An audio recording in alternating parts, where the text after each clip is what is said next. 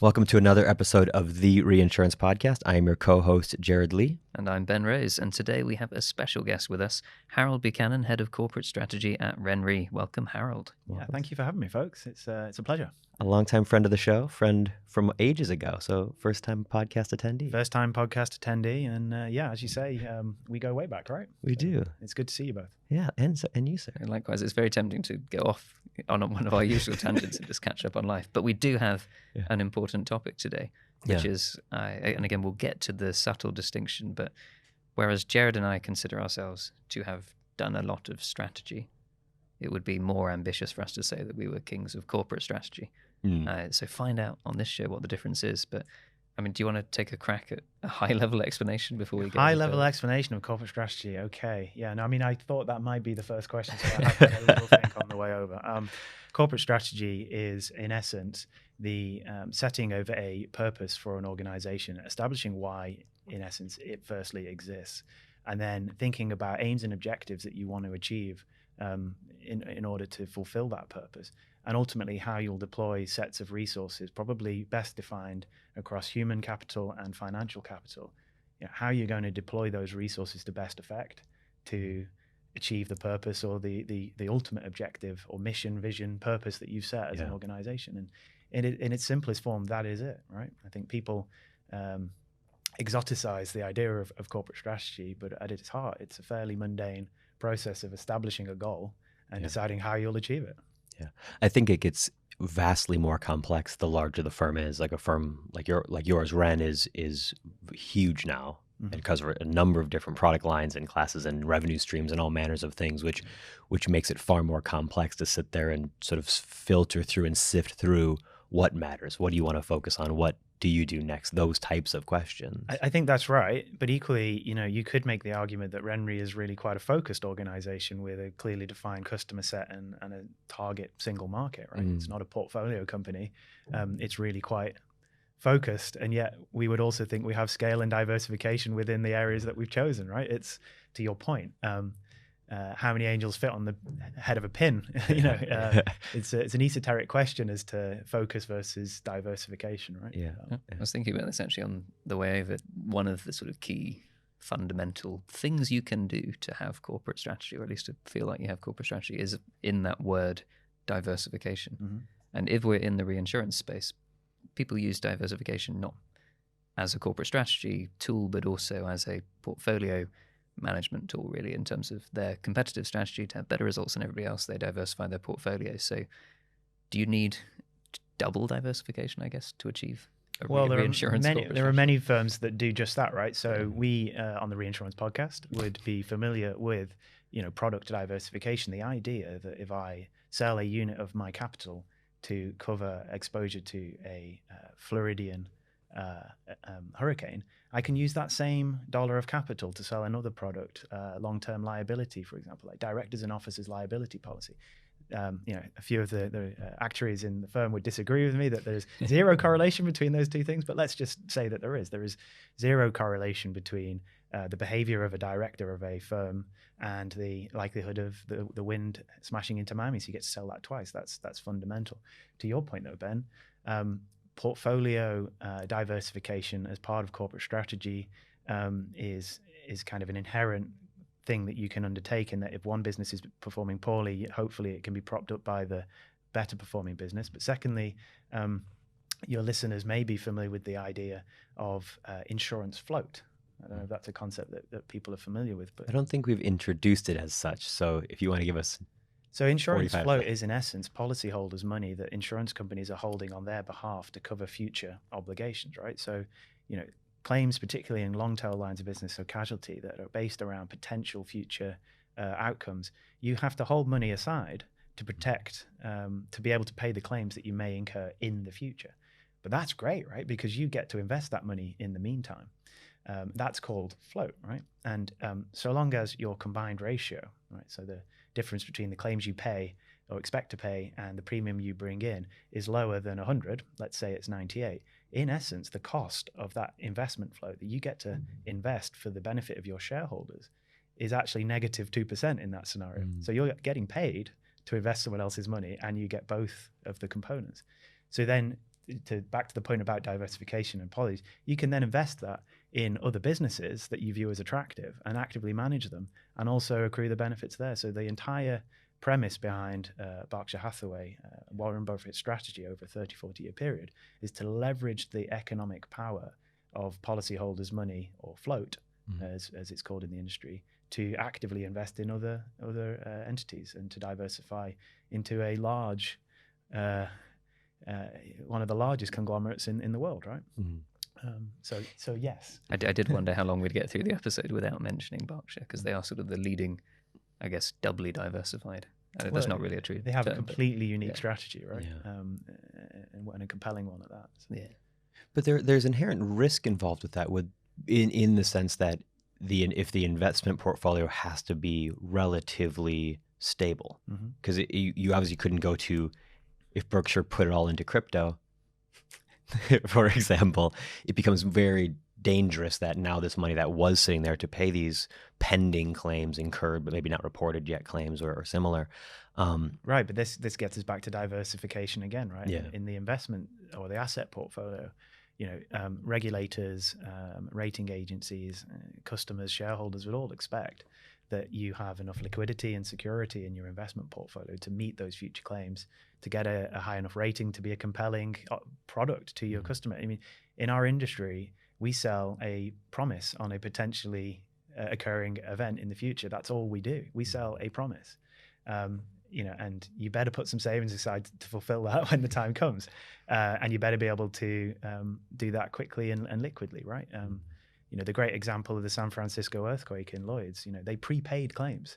Yeah. And that, as a value proposition to customers, is incredibly compelling. But they did that because their funds were fluid and they'd been set aside in reserve for such an event to happen, right? Yeah. So many investment portfolios at insurance companies will have a dedicated strategy for the reserve backing monies that will be government bonds, for example, and then they might put a portion, a smaller, riskier portfolio in equities, or even in alternatives like real estate, or to some extent crypto might be on the table, right? I don't know, but might allocate some of that to hedge funds, for example, things like that. I guess it sort of lends us to, for the next kind of component being, if you have your current diversification, you have kind of what the business looks like now, how do you think about the question of what do you do next? Because the business always had to, so you continue to progress, you continue to move forward. So you're sitting there with everything's going well, everything's moving up and to the right, but yeah, it's a terrifying question to answer, Jared, and really pertinent, I think, for many of the players in our industry. There's a number of entities who've focused on reinsurance, reached a certain scale, and are going through strategic pivots right now. So to the point about diversification more broadly in strategy and portfolios, I mean, this is essentially the story of corporate strategy in the 1970s, right? It's the experience curve, it's stagflation, it's these large conglomerates in North America with diverse portfolios having to apply things like the BCG matrix to prioritize which businesses to keep, which to divest, where to invest next. So that is. There's a consistent set of methodologies that have been developed over the last 50 years to enable companies to navigate the what next. But that still, I think, exists within the context of the existing business model, the existing products, existing geographies, et cetera, et cetera. I think your question is about how do you carve out new markets for new products through innovation? How do you develop future sources of competitive differentiation, right? Because, as Porter would argue, strategy is about doing different things or the same things in different ways to your competitors. How do you secure an advantage 5 or 10 years down the line that's really high risk today, but the reward in 5 or 10 years' time could be incredibly compelling? And the answer is nobody knows exactly how to do that, right? And it takes culture, it takes a willingness to assume risk, it takes you having to listen to your customers intently. And I think you've kind of got a breakdown in the reinsurance world at the highest level between non-life or property and casualty and life. I think it requires people like me and strategy functions within insurers, reinsurers, brokers, stakeholders in our industry, broadly considered, to objectively step away, look at what the global megatrends are, think about what that actually might imply for risk transfer mechanisms in the future, contingent risk finance, and how to actually solve some of those challenges, right? Like things like the transition risk related to climate, the impacts of a fourth industrial revolution based around extensive connectivity and digitalization. We don't even really know what the risks are going to be yet, but we need to at least create mechanisms whereby we can respond to that in an effective way, because that will be the point of differentiation in the future, I think. It is amazing, and you touched on something there which I think is important to bring out. We jumped into it from a reinsurer's perspective, but especially with all the M&A that's been going on recently, or that might happen soon as well, as will come up in our news recaps, I'm sure. Brokers are a huge place to watch corporate strategy playing out. If you look at the way they've made very deliberate acquisitions in order to gain a stake in a space that they didn't necessarily have before, like you said, so that it might not be clear what the value is now, but it gives them an opportunity to grow somewhere that they didn't previously appear to have quite as much credibility. Yeah, I mean, some of the large brokers are showing the level of ambition that I think is required, with quite sizable deployment of free cash flow to building new capabilities that are unproven, and there's no product there yet. And we speak with our distribution partners, i.e. the big brokers, frequently about strategic issues, and they will willingly say we failed at that. But it was important for us to start to stake out that territory, because it will provide us advantage down the line. I really like this concept that sort of underlies this, with around this pursuit of like learning what's happening. It's the broker piece that you touched on. It's reinsurers partnering with MGAs, exploring what it might look like to get closer to risk. There's not a guaranteed this is the thing we're going to execute on and we're going to get to beat from here, but it's this let's explore what that looks like. Let's see if this begins to work. And it's so powerful to do that, Jared, right? Like, constant battle at the top end of a major organization, on the one hand wanting to be tactical and maintain control, and on the other hand needing to take risk in order to fulfill to remain valuable to stakeholders broadly considered. There's often an unwillingness to plonk the chess piece on the board in such a way that harasses or irritates the opponent, or maybe valuable 10 moves from down the line, just by its presence of being there is irritating to the opponent. I think a lot of the time in our industry in particular, folks will just play the perfect set of moves based upon the board in front of them at that particular point in time, rather than for people who've seen the AlphaGo documentary on Netflix, rather than playing the God move, right? Which nobody understands, and then in 10 moves time, it's the best move in the history of an ancient game. So that tension is always there, right? And particularly as a public company where you have quarterly responsibilities in terms of reporting, filings, investor engagement. It's a real important duty to your shareholders, to your owners, right? To constantly validate and justify the actions you've taken with their money. And so in some ways, shareholder capitalism doesn't promote innovation, right? Indeed. Short-termism does come up a bit in those kind of conversations.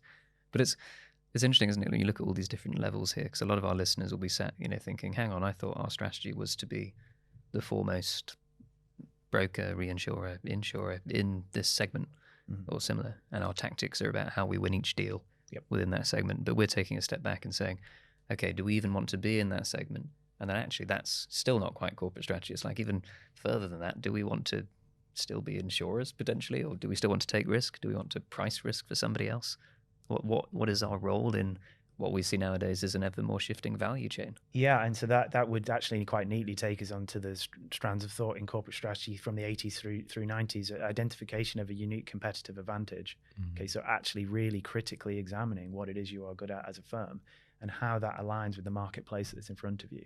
So to your example there, Ben, great train of thought really, in that I sometimes sit down and think, are we a reinsurance organization, or are we a company that matches risk and capital in portfolio form premised on superior risk insight? We know and understand risk in portfolio form better than anyone else, right? Let's just say. We may or may not. You heard it here. If that is the case, then the job we have is to think about how we monetize that capability. And it stopped being we are a reinsurer with an appetite for shared and layered reinsurance treaties that are volatile, premised on property cat, right? Really frees up your strategic thinking. what's the best way to deploy our shareholders' capital. Yeah, well, and it as companies continue to evolve, and it is a shifting landscape. You look at the number of companies in the Fortune 500 that were in the Fortune 500, 20 years ago, whatever that sort of metric is, the dropout. The companies who are successful have a really clear understanding about what they do and an ability to adapt to the market around them, like an IBM, for example. This recognition of this is where we are. That's where bet the company moment comes from. Right? IBM, computer tabulation machines, moving into supercomputers, into the PC market, moving eventually into a consulting company that nobody really knows about in the general consciousness. I mean, IBM with the big blue machine, the very essence of 1950s America. Yeah. General Electric, this same type of deal, right? In terms of willingness to bet the company, application of American corporate management principles, and embedding innovation at the heart of the business. Think different. Yeah, and a real understanding and recognition and ownership of what are the skills that we have as a firm now. Yep. And at the moment, those skills are aligned in this specific class of business or type of business or category, or whatever it was. But as the landscape shifts, you're looking at the skills you have and how are they best applied to the current and forthcoming sort of environment that we'll be in. So it's a really interesting way to they couldn't protect their IP. They invented the PC, and then everyone cloned it, did it for cheaper. And I think instead of getting into a death spiral of competition around that, they just decided to exit. Apple did something different. Yeah. Apple deliberately chose not to compete. Yeah. They created their own product with their own ecosystem and sold it for a far higher price and said, customers love this, right? So, many different options, but I think the willingness to critically appraise the thing that you have and be willing to actually maybe break it down takes a ton of bravery, but also integral to proper corporate strategy. Yeah. One of these concepts that comes up when you look at people who really don't want to break away from their product that they love and that they do is a concept I came across called the efficiency frontier, where you have several firms providing something that all there's really left to compete on is relationships, and the price is just going down and down and down and down. Might ring some bells in some.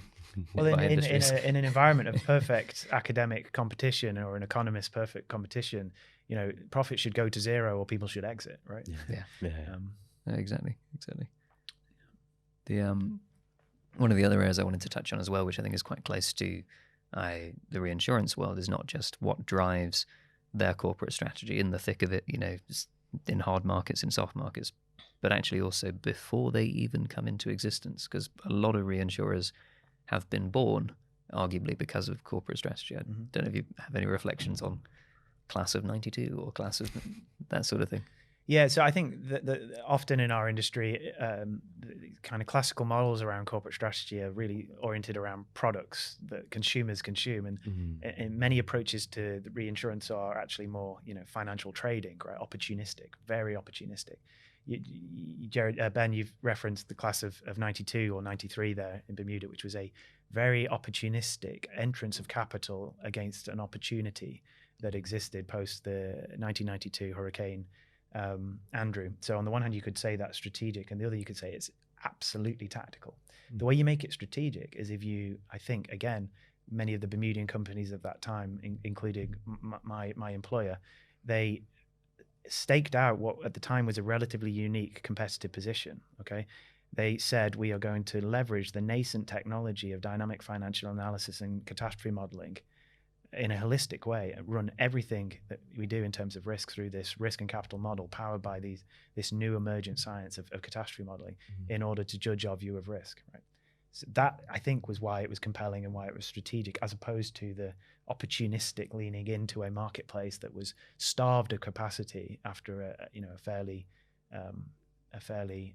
volatile event, right? So you can kind of view it with both lenses, really. Yeah, absolutely. And I think taking a similar level of critique as you look at new firms popping up at the moment, I think you've got to have that lens to it. So when you look at, okay, someone's seen an opportunity for new brokers to pop up, or new Lloyd's syndicates, or new reinsurers to pop up, some of them are just that.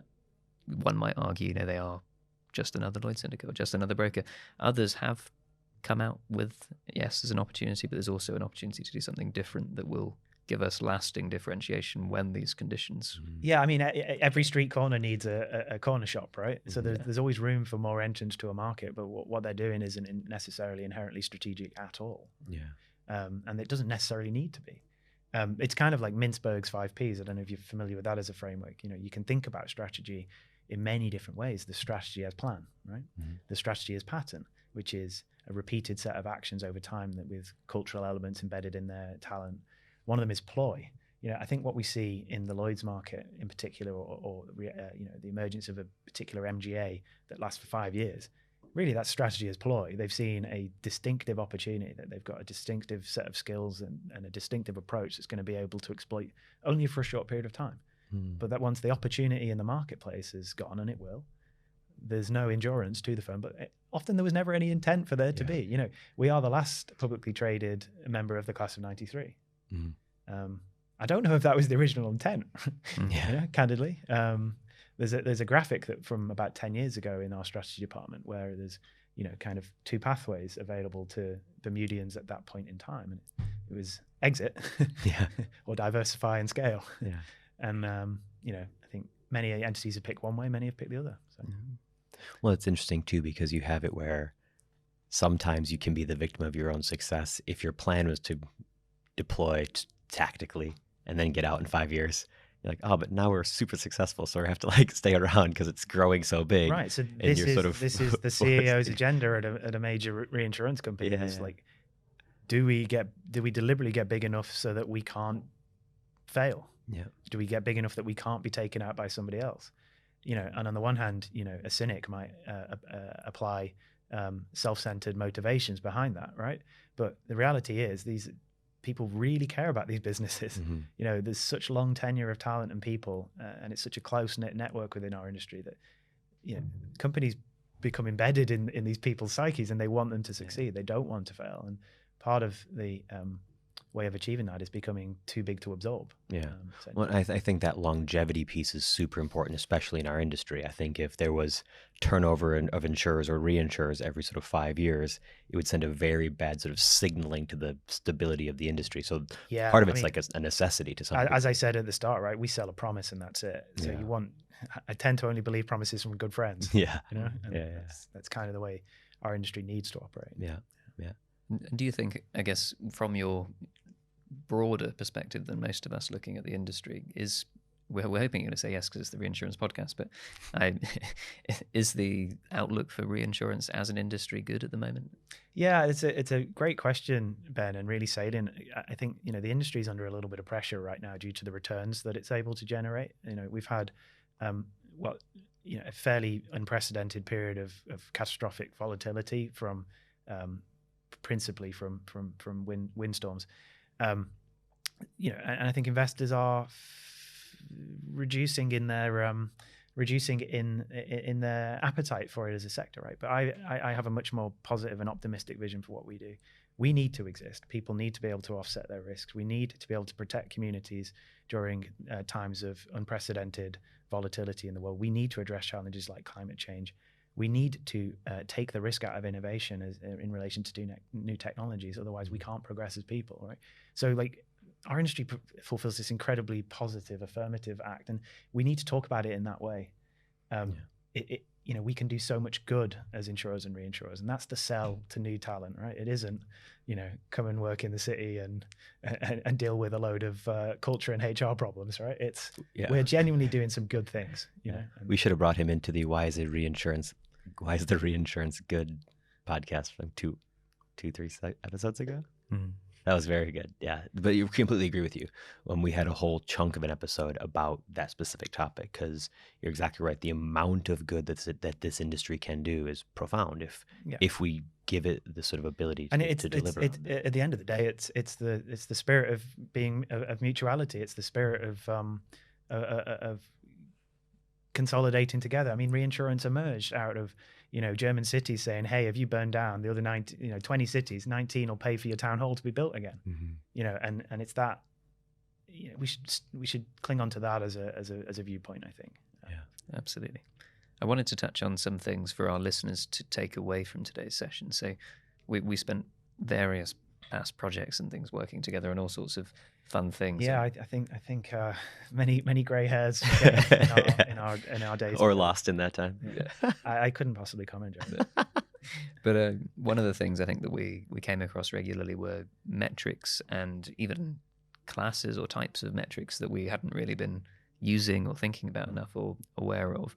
Are there any metrics that you'd encourage listeners to go away and maybe explore that they hadn't realized were quite as influential as they are? Yeah, so I mean, it was an eye-opener for me when I stepped up a little bit from what I think more experience of sort of underwriting tactical type project work, like market entry, how would you go about it, which lines of business should you focus on, to really thinking about allocation of capital from a C-suite perspective. And a couple of I would encourage people to take a look at DuPont analysis of an insurance company. It decomposes the way that an insurance company makes money, in essence, into 4 different buckets. There's underwriting yield, which we're all familiar with. It's your combined ratio.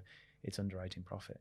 But then there's underwriting leverage. It's the effectiveness with which you use your capital, the efficiency with which you deploy that, right? So how effectively do you monetize the dollar of capital that you have? It can be a really powerful multiplier for your return on equity.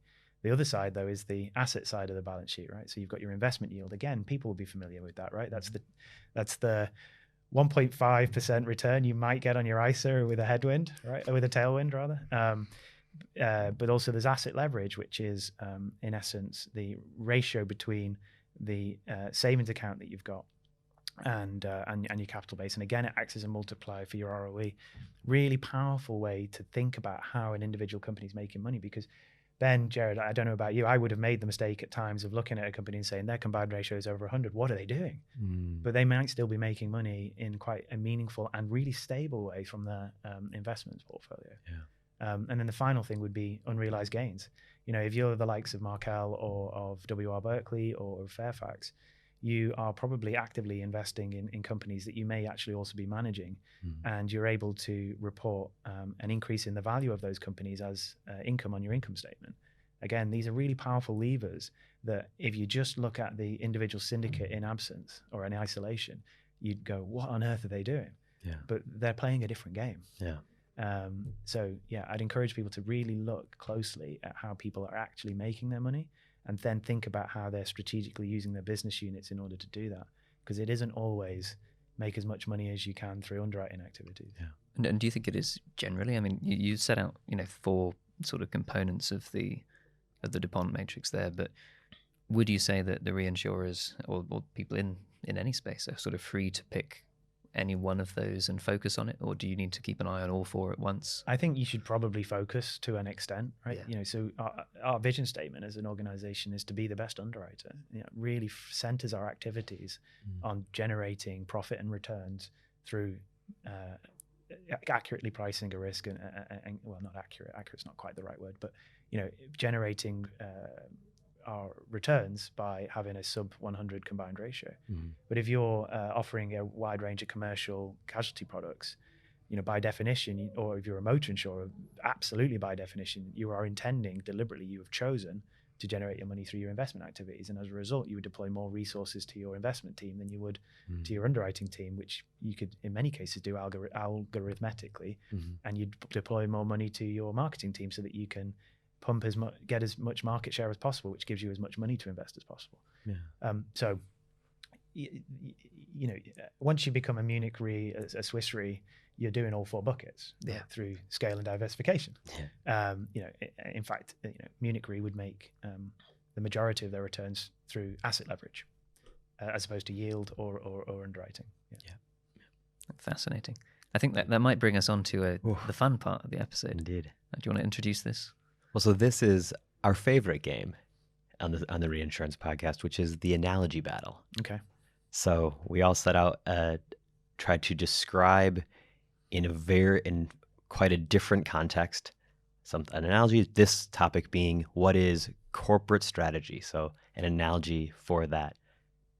Shall I go first, or do you want to go first, Ben? Go for it. Take the lead. So I came into this one utterly unprepared, fully expecting Harold to give me points of wisdom along the way, and you delivered as I expected you to. So this is my analogy for what is corporate strategy. I picked a Formula One team because you look at every season, they sort of lay out the rules by which the cars have to sort of follow. And you have a kind of an idea of what the courses on the schedule look like. But then week by week, you're sort of very much calibrating the conditions of the course, your race strategy, temperatures, every single week going in and like adjusting the car and looking at what do we need to do next to win? What are the things that are working well for our team? And then adjusting little parts of your approach based on where you know you're better or worse. So you know you're faster in straight. So you start adjusting little things to take advantage of where you know you're slightly better. With the end result being, how do we win? Right? At the end of the day, the reason these positions and things exist is to help us have an opportunity to succeed and have businesses be successful. So that was the analogy that I came to following this session. It's interesting because I would have even then extended that analogy, because I think, again, it's always the case because you have so many different layers of looking at this, but that not in every case. In many cases, that Formula One team is going to be owned by somebody as well. Mm-hmm. So when you said Formula One, I was like, oh, I think he's going to be like, should Alfa Romeo have a Formula One team? Do you know what I mean? That's a debate for another day. How do they get them? Yeah. We have no opinion expressed on this podcast, but you know, there's then another level to that again, which is like, should we even play in Formula One? Will that help us achieve our overall corporate aims? But then there's other teams, you know, that are just the Formula One team, and that's all they do. In which case, they're thinking about corporate strategy from a, how do we make sure, you know, this is a viable business model for us to be a Formula One team? Mine was very much in the garage, but you're right. It's, you know, why doesn't Lamborghini have a Formula One team where Ferrari does? It's like they have chosen as part of their corporate strategy, is this investment something that makes their other products more valuable or not? So you've elaborated my analogy, so I'll take full points for all of it. So I would have liked to have come up with something witty about, you know, the choices you face when you come home drunk to a partner. But I'm not witty enough to do that. So maybe if I just carry on with the sports analogies, right? It's the best place because, you know, results are pretty binary, right? You win, lose, or some. In the UK, we like to draw. You know, so on a rugby pitch, right? Corporate strategy analogy would be the opposition have got a much better set of forwards than you do, okay? Which means they've got a greater ability to recycle and retain the ball, right? Which is ultimately the main resource in a game of rugby, right? They're much better at holding on to that. So it's kind of counterintuitive to let them have the ball, right? Or to kick it back to them. But, you know, a good strategy in rugby with a team with a better pack is to keep kicking the ball to them because you deprive them of territory, right? And then you lightning strike when you have opportunity, when you have territory and possession. That's the critical moment to attack, right? That's not a bad one. And then golf is another great one, right? You're in the rough. You've got a tree in front of you. You need a par to win the match. Do you chip out sideways and settle for the bogey and see what your opponent does? Or do you try the hero shot, pretend you're Seve and, you know, die in a blaze of glory? You know, after many years of hacking golf balls around Southwest London and Surrey, I default to chipping out sideways. I don't know if that's great strategy or not, but it's where I've landed. Yeah. It's funny again, because I think I'm in a similar place as I was with Jared's. I'm thinking, unless, you know, you could accept money from a bunch of billionaires to grow your team, and then you could buy an entirely new set of superstars to play for your team as well. Yeah, I think there's a good sets of examples in each case, though, of actually relating to different ways to think about strategy. So, like, you know, the first example with the rugby is really assessing your opponent's strengths and weaknesses and adapting your response. The second one is assessing the likelihood of different outcomes and choosing what, you know, appears to be the most likely outcome. And you know, there are different sort of lenses that one can apply to corporate strategy. You know, if you weren't trying to beat your opponent at all in the golf and you were simply trying to maximize your individual performance, the choice would be different again. And I think it's also about actually just really identifying what you are trying to do. You know, like in Carcassonne. You guys ever play Carcassonne? Indeed. Tile-based board game. I mean, there are ways that you could play that where you go, my opponent's really good at reinvesting his resources and just rolling through and scoring. What's one way I can deprive him of that opportunity? Well, I can stick a load of farmers down, take the territory, and that'll force him to invest money that he can never get back. And he's really poor at playing when he's got limited resources, and I'm great at that. So, you know, I think it's really about identifying the lens or the nature of competition. Is it a zero-sum game? Is it competitive at all? You know, Henry Ford was not competing with other car manufacturers. He was reducing costs. He was dividing labor. He was standardizing. And then General Motors come along and they start offering people cars in all sorts of colors. Yeah. They start offering people what they want. And Henry Ford insisted they can have any color as long as it's black. Right. So yeah, you kind of have to start with the big first order question. What am I doing? Yeah. And why? Before you can then actually start to think about what strategies to deploy. Yeah. And is it a plan or is it a ploy and all these sorts exactly. of Exactly. It's funny, the broad amorphous topic.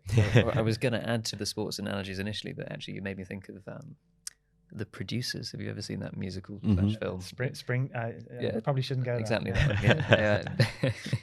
But I mean, effectively, the premise of that concept expressed in that film or musical was actually they set up on a business venture where they worked out they could make the most money out of this venture by ensuring that their production was a total flop. It makes you think, okay, well, have we ever seen that in our industry as We well? see that a lot in our industry, right? Yeah. Perverse incentives and all that. So, Yeah. Indeed. Well, there you have it, folks. Any final thoughts to end on? Any words that of was strategic wisdom? I thought that was a fabulous episode. That was very interesting. No. well, I think the whole thing with strategy is there is no right answer. You can just do your best at peering through the clouds. Yeah. Strategy is deciding what not to do. Exactly. It is indeed. Perfect. Well, thank you everyone for listening, and see you next time. Thanks, Harold. See you all soon. Cheers, Harold. Thank you for having me.